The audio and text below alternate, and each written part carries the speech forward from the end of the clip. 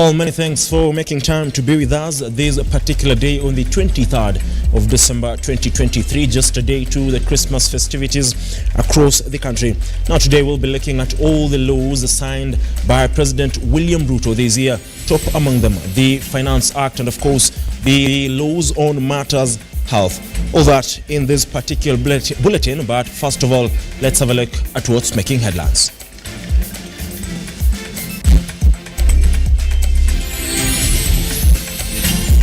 Tonight on Look Up Weekend, drivers urged not to overload as they transport people during the festive season. This comes as the country records a high number of road carnages this year. Police on Friday arrested 25 people in a crackdown on a Shisha in Nairobi's Kilimani area. And they are in review. Tonight, we take a look at the signed laws that have elicited a debate in the country this year.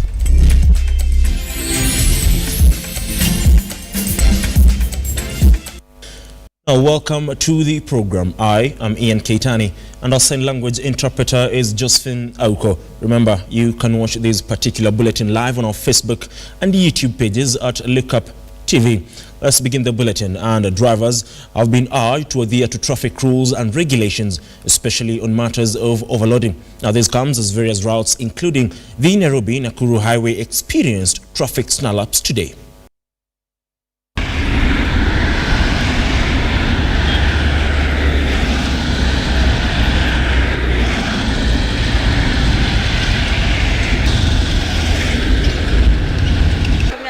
Kwamba magari yote yako sawa sawa na yale ambayo yanasafiri wakati huu wako na license ambazo zinatumika wakati huu zikienda hizo barabara.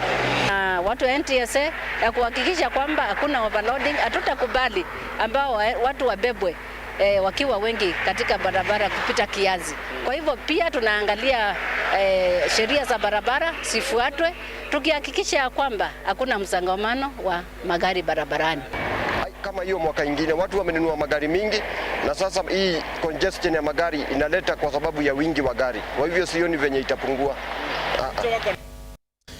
Now, let's move forward. And police on Friday arrested 25 people in a crackdown on Shisha in Nairobi's Kilimani area. The operation was led by Nakada CEO Anthony Omerikwa in conjunction with the National Police Service. Now, during the operation, police seized 117 Shisha substances. Out of this, 100 were Shisha bongs registered under different names. Speaking after the operation, Omerikwa implored on Kenyans to avoid banned substances and reiterated the agency's commitment to taming the issue of drug and substance abuse. In 2017, the government announced a ban on Shisha, including the use, importation, manufacture, sale, advertising, distribution, and encouraging or facilitating its use. At the time, health experts concurred with the directive, saying the drug is addictive, dangerous, and damaging to human lives.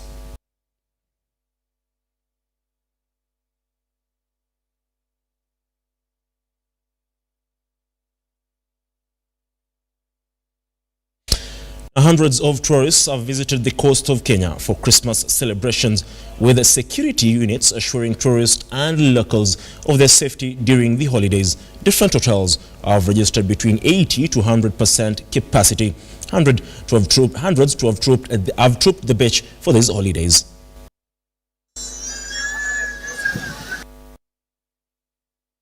The festivities have led the tourist industry to register an increase in visitors, with accommodation bookings average 80 to 100%, and maritime vendors estimating good profit through the festive period. Kuna biriani, kuna pilau, kuna shawalma, samaki wa kupakwa, karango, kila aina ya chakula utapata Mombasa utakapokuja. Karibuni. However, the Joint Maritime Security Committee, led by Director General Maritime Nzombo and the Deputy Director of the Maritime Security Unit, Oliver Maina, have stressed on the importance of adherence to safety regulations. Those who engage in boat activities must wear life jackets. That is the bare minimum. 2, we've asked a question as to what time beach activities can happen. The time is between 6 a.m. and 6 p.m. in the evening. Whatever activities that might want to happen or occur At night, you must seek authorization from the beach management unit. However, you must understand that no alcohol is allowed at the beach whatsoever. Mombasa County Deputy Commissioner Jamlek Mbuba, in collaboration with the Red Cross organization, have ensured the safety of tourists visiting the various parts of the beach. The place will be well covered. Enough patrols will be taking place both on the water and on foot. In deployment is well, and our offices will be open. Catherine Saina, Lookuptv. Now, insecurity victims from Baringo North constituency are appealing to the government to give bursaries to students who will be reporting to Form 1 next year, saying most parents are unable to get school fees owing to banditry. Speaking during a peace meeting organized by the Interreligious Council of Kenya at Kosile in Baringo North, the parents say they have lost their livelihoods to cattle banditry, urging the government to come to their aid. Now, this comes even as the government said all candidates will be admitted to Form 1.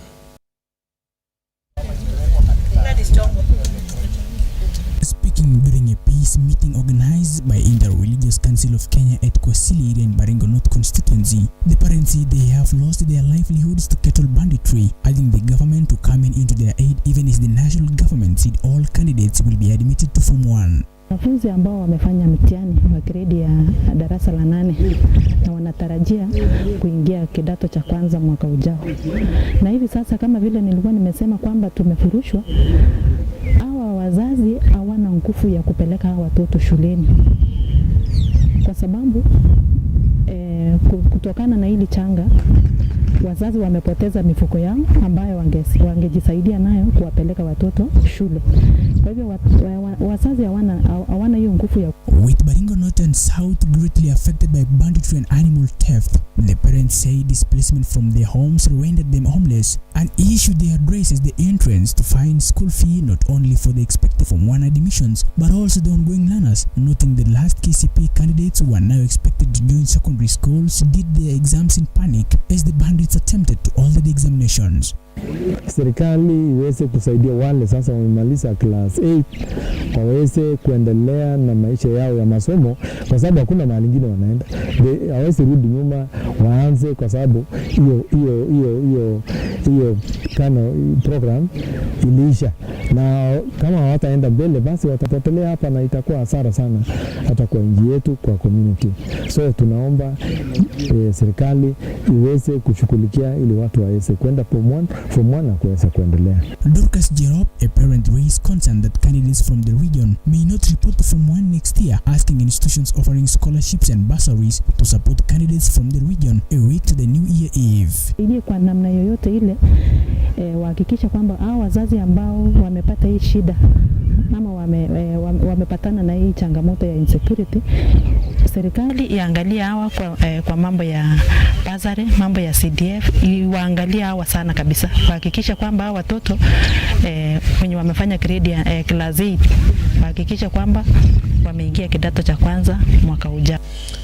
Now, Rarieda MP Otiende Amolo has told off President William Ruto over his recent remarks that he would use the ceremonial sword to crush cartels. The president has issued a warning that he would be forced to use the ceremonial sword to deal with people who are determined to sabotage his legacy projects. But Otiende says that he is among those who are being targeted because of his hard stance.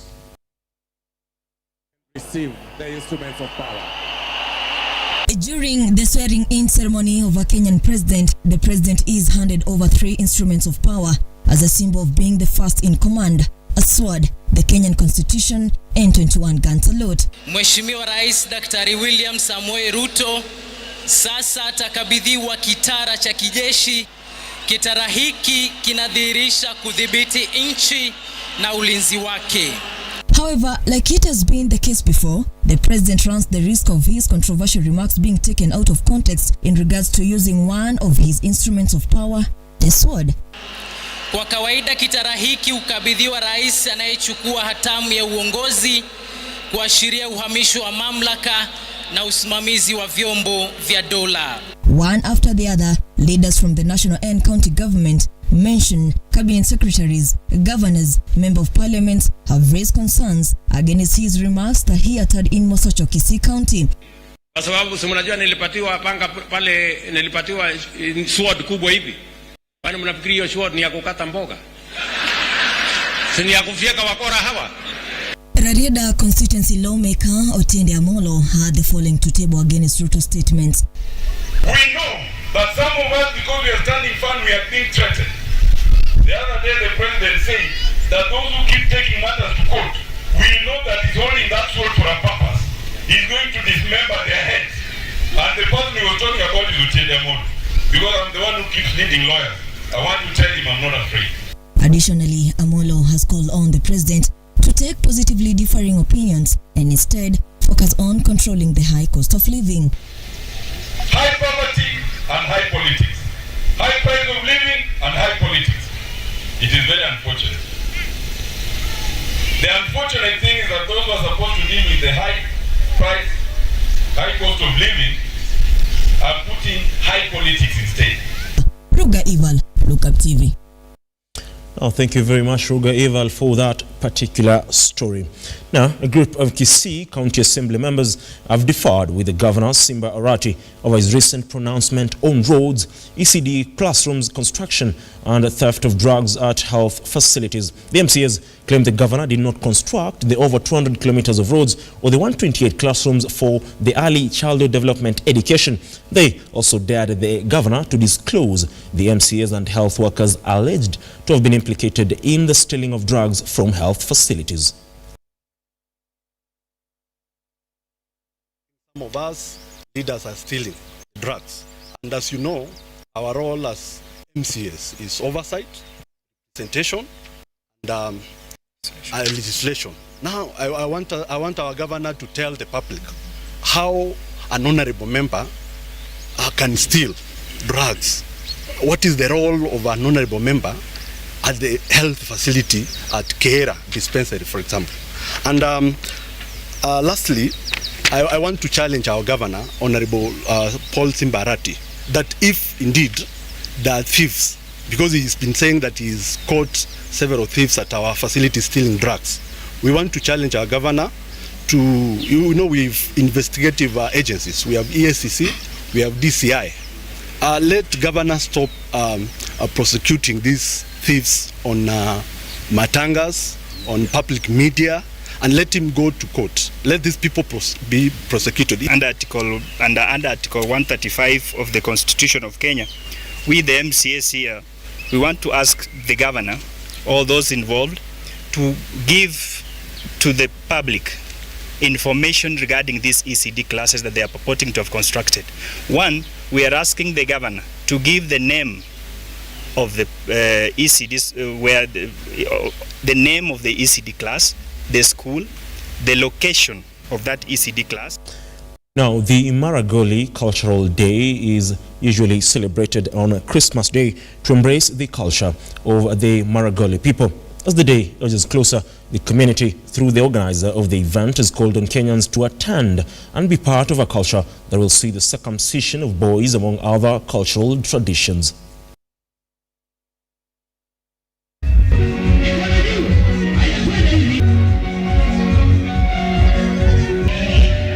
Siku hiyo itakuwa siku ambayo tunaelimisha watu wetu kuhusu culture yetu.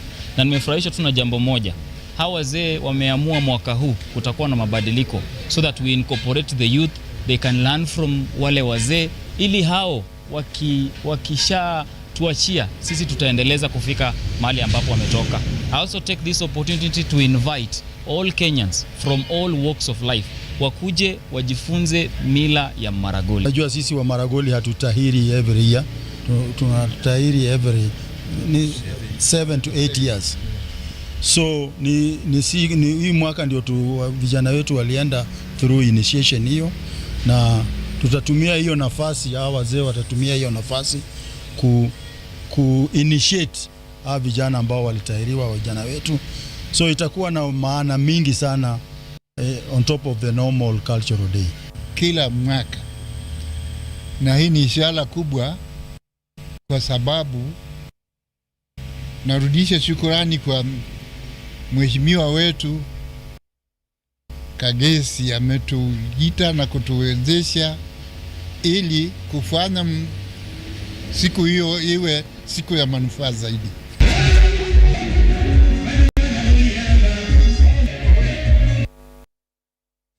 Well, that particular story takes us to our first breather. We'll be back in a moment with our feature regarding the bills centered this year by President Dr. William Samoei Ruto. Don't go away.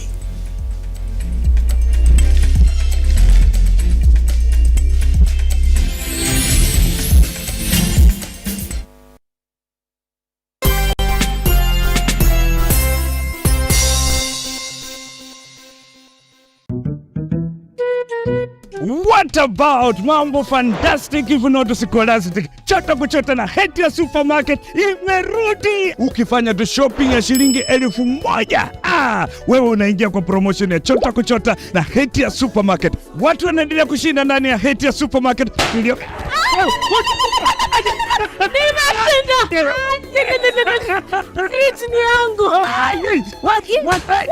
Mwana tata kitoko. Wewe na umeshinda nini? Yote. Hasa nalala. Karibu ndani ya Hatia Supermarket uweze kuchota kwa wingi kabisa. Watu wanasema nini? Nakwambia kwamba chota kuchota.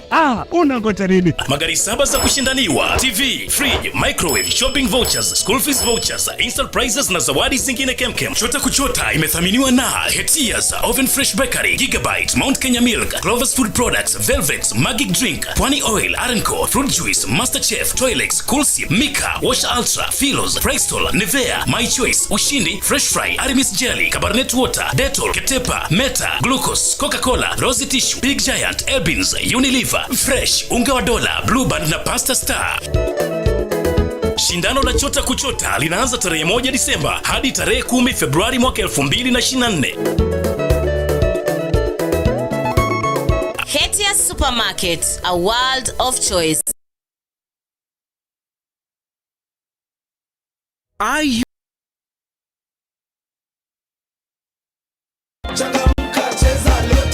It's easier, it's bigger, it's better. It's Grand Mega Draw. Cheza na shilingi 50 hadi shilingi 2000 na ushinde mega cash ya 200 million. Isitoshe, kuna mega bonus ya up to 20 million shillings kila Jumatano na Jumamosi. Sio ndoto, unangoja nini? Cheza Lotto, it could be you. Nenda kwa M-Pesa paybill number 777-000. Andika neno Look kama account number. Cheza na kati ya shilingi 50 hadi shilingi 2000 na ushinde sasa. Round hii ni more draws, more cash and big wins na Lotto.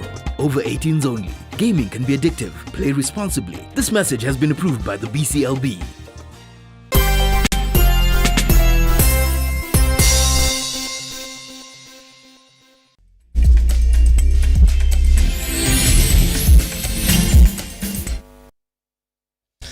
Now, thank you very much for staying with us. 1 year, 3 months after taking over the reins of power, President William Ruto signed various new laws aimed at helping him implement his manifesto. Tonight, we look into the bills signed by the head of state, top among them the Finance Act. Mimi nataka niwaambie hii mafuta inaongezwa usiku na mchana. Mimi nataka niwaeleze ya kwamba these people don't understand the damage they are doing to the people and the economy of Kenya. Kwa hii taxes wanaongeza usiku na mchana. Na mimi nataka niwaulize watu wa hapa Manga, tafadhali, ukiona tumesimama hapa mbele yenu, tunawaambia ya kwamba tutengeneze hiyo serikali inakuja ambayo inaelewa lugha ya mwananchi wa kawaida. Watu wa Manga, mko tayari? Those were the sentiments of President William Ruto at the time the deputy president taking a swipe at his former boss, retired President Uhuru Kenyatta, over the increase in fuel prices. At that time, vouching for his coalition to be voted in, a move that would see him move to the highest office in the land. 3 months later, I, William Samoei Ruto,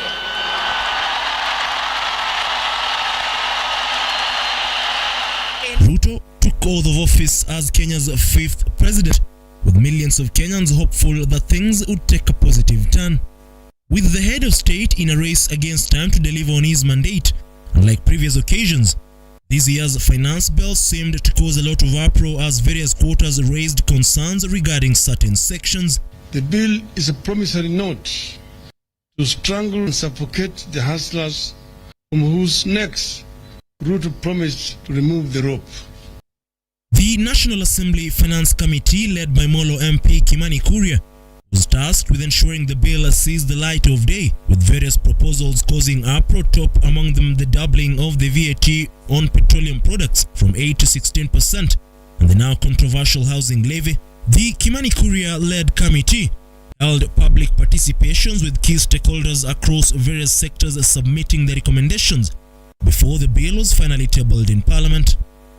Despite the opposition the bill faced, President William Ruto remained steadfast in defending his proposals, at some point outrightly threatening MPs who will vote against the bill. Kila mjumbe ajulikane amepiga kura wapi. Mimi nangojea mbunge mwenye anaenda kupiga kura ati kupinga mpango ya serikali kuwapatia hawa vijana ambao waliwapigia kura ati ajira. I am waiting. Various legislators, more so those allied to the opposition, and also including some from the ruling coalition, still expressed their dissatisfaction with the bill. Mr. Speaker, that 16% is the poison chalice that is in this finance bill, Mr. Speaker. Once we implement the 16% on fuel levy, everything else will go up in this country, Mr. Speaker. Whatever Kenyans were raising issues with, we also have an opportunity through proposing further amendments, and I want to urge my fellow members of parliament that we should not throw the baby with bathwater, but let us improve this document because the government must continue to function. Cabinet secretaries also found themselves embroiled rooting for the finance bill. Afya itakuja chini vipi katika hii finance bill ambayo wanaongelea? Mimi kama waziri nimesema bei ya kununua vitu za kutengeneza madawa iko pale, imeshukishwa. Bei ya kutengeneza vaccines iko kwenye finance bill, imeshukishwa. When the time of reckoning came, despite the opposition it faced, 176 MPs voted in support of the finance bill. For the welfare of the society and the just government of the people of Kenya, I rise to oppose. Honorable Speaker, with those very few remarks, I support. The results of the division are as follows. Total number of votes cast, 257. The ayes, 176. The nays, 81. Abstentions, nil. Of the vote is that the ayes have it.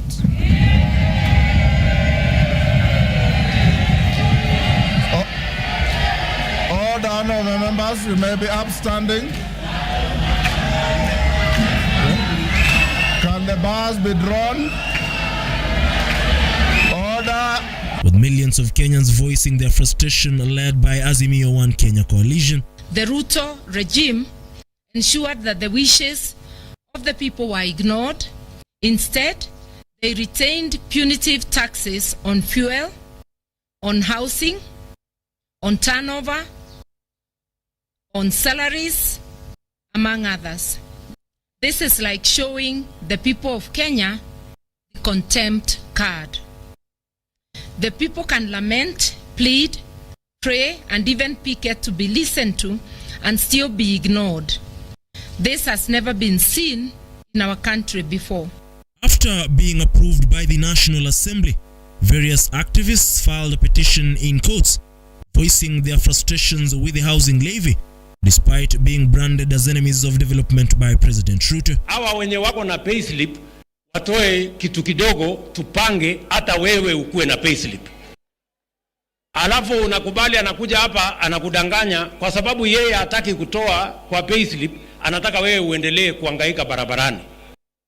Bana, wacheni hiyo nani. Bana.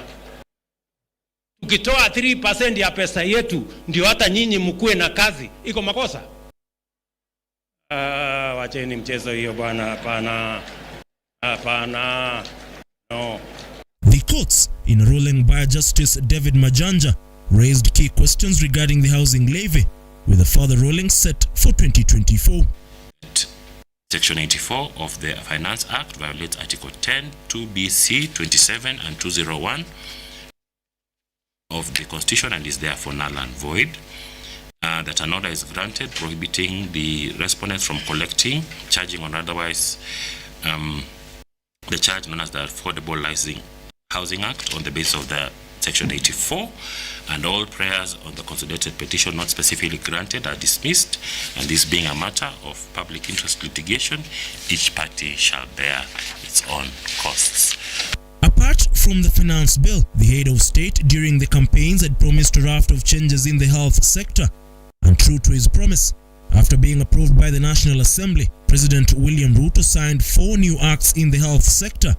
Acts that will see the National Health Insurance Fund replaced with the Social Health Insurance Fund. The Facility Improvement Fund Act will counter the decrease in funding for public health facilities which often lack the requisite levels of investment, leading to a lack of autonomy, fragmented services, and poor outcomes. This law will entrench financial and managerial autonomy to enhance decision-making, efficiency, and community involvement in the management of facilities. The Digital Health Act will streamline the adoption of technology in the health sector, enabling improved data sharing and resource utilization. This law will address the existing legal and regulatory gaps in the framework for e-health ecosystem and its data life cycle, enabling the development of standards for the provision of mobile health, telemedicine, and e-learning. According to the head of state, the new acts will streamline the health sector, as well as ensure all Kenyans get access to better healthcare. The laws we have enacted now provide a framework in the Emergency, Chronic, and Critical Illness Fund that will liberate the people of Kenya from the burden of catastrophic hospital bills in the treatment of conditions like cancer, diabetes, hypertension, and other critical and chronic conditions. However, stakeholders in the health sector led by KMPDU strongly opposed the new acts. Social Health Insurance Act is unconstitutional in the sense that it denies people access to health care, both the publics and even the civil servants, and that's why we have proceeded to court on this particular basis. It demands that if you are in the informal sector, you must pay upfront annually annual contribution, which is discriminatory if you are salaried, and the many people who will not be able to pay that will be facing penalties that are necessary. It also contravenes the agreement that was signed between the government and the civil servants unions that there will be comprehensive cover to which they're paying, not a favor, to which they're paying. So we are seeing that that is also contravening the Constitution. The president still maintained and up to date that the acts will oversee reforms in the health sector, with the elephant in the room being doing away with issues corruption through the National Health Insurance Fund. To enhance efficiency and eliminate pilferage in the healthcare system, the new digital law will underpin the digitization of the entire health service delivery framework. The head of state also signed into law the new NG-CDF Act, proposed by both leaders of majority and minority in the National Assembly. The new law will increase the allocation for bursaries, as well as facilitate the introduction of a 3% allocation to the NG-CDF, set to be used in paying for utilities, costs and maintenance of the constituency digital hubs, which are key in enabling the youth acquire technological skills. The Act also allocates a maximum of 5% of the funds per constituency to climate change mitigation, including grassroots sensitization and tree seedling production. Attending the very urgent and pressing matter of our youth, the youth band, and making sure that we provide opportunities for people to engage in meaningful deliberate opportunities to work. The ICT hubs that will come as a result of this intervention will give millions of young people across Kenya an opportunity in the digital space. President William Ruto also assented the privatization bill of 2023. The bill, sponsored by Majority Leader Kilimani on behalf of the government, entails a revised regulatory framework for the privatization of public entities, aiming to improve the efficiency of Kenya's productive resources. With Ruto's signature now appended to the bill, the requirement for parliamentary approval of the members of the privatization authority, which will now be established, has been scrapped. With President Ruto assenting various bills into law in a bid to ensure he delivers on his campaign pledges, the question remains, will Kenya's fifth president realize his dream of transforming the country? Ian Keitani, Lookuptv.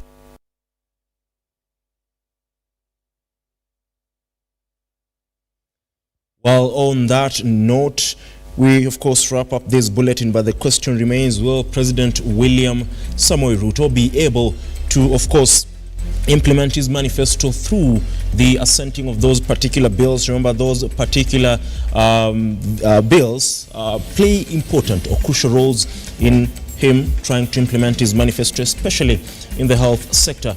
The new 4 health acts that were of course assented into law, but there has been controversy because stakeholders in the health sector led by KMPDU are opposing that particular new, or those particular new laws. But the president insists that in as much as the laws are also aimed at ensuring that Kenyans get access to better health care, the other reason as to why SHIF, the Social Health Insurance Fund, is replacing the National Health Insurance Fund, and specifically talking about the Digital Health Act, its main aim is to ensure that the issue of corruption and fraud committed through NHIF is abolished. Now, time will tell whether President William Ruto will be successful in his quest to transform the health sector. On that note, we wrap up this particular bulletin. To the team behind the scenes, many thanks for making this happen. Brana Moai, James Mowanyi, James Kinyo, Alvin Thuo, Simon Kahambwe, Kivuva here in studio, and of course Nasha on our digital desk. Many thanks for making this happen. Our sign language interpreter has been Josephine Oko, and I am Ian Keitani. See you again tomorrow. Do have yourself a lovely night, and like always, God bless.